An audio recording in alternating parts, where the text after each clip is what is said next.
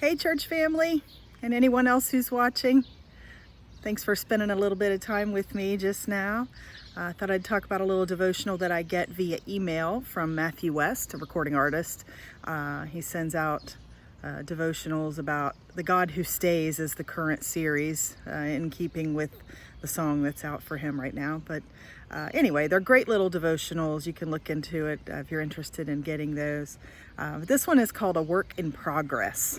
Aren't we all? Philippians 1:6 says, being confident of this very thing, that he who has begun a good work in you will complete it until the day of Jesus Christ. He says, as a songwriter, I can never stop tweaking or working on songs I've written. I'm always trying to make each lyric more unique or digging for a better melody that will carry those lyrics to people's ears in the most enjoyable way. Yes, I confess I'm a perfectionist. I find it impossible to settle with my first draft. Instead, I'm constantly refining it all the way up until the last day when my producer says, enough already. We've got to send this out to the radio stations. Well, that's how it is in our lives. God never stops working in us. He's a perfectionist too. He's constantly molding us and shaping us so we look more like him and sing a beautiful song of salvation. I think about my weight loss journey. That's definitely a work in progress, and I'm definitely not perfect at it. I've had my ups and downs, but making an A1 effort right now, and watching the scale go down is very encouraging. Every once in a while you'll have something that'll make it go up a little bit, and it's kind of discouraging, but I do see it and myself as a work in progress. So anyway, he continues. He says, don't get discouraged today if you're not where you think you should be.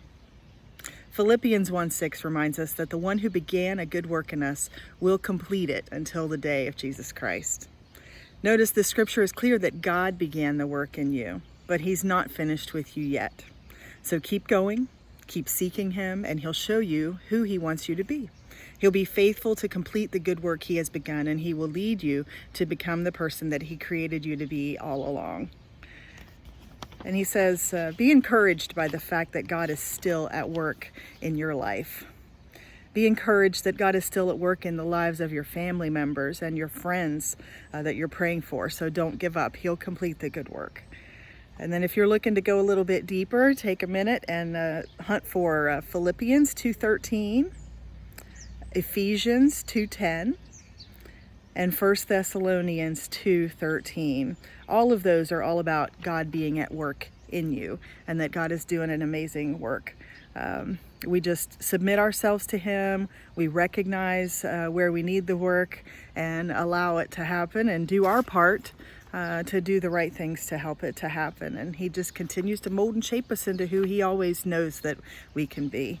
And what a wonderful thing that is. So I hope we're all heading that direction. I hope we're all thinking about the ways that we can change for the better and improve on ourselves and allow God to work on us and in us in the process.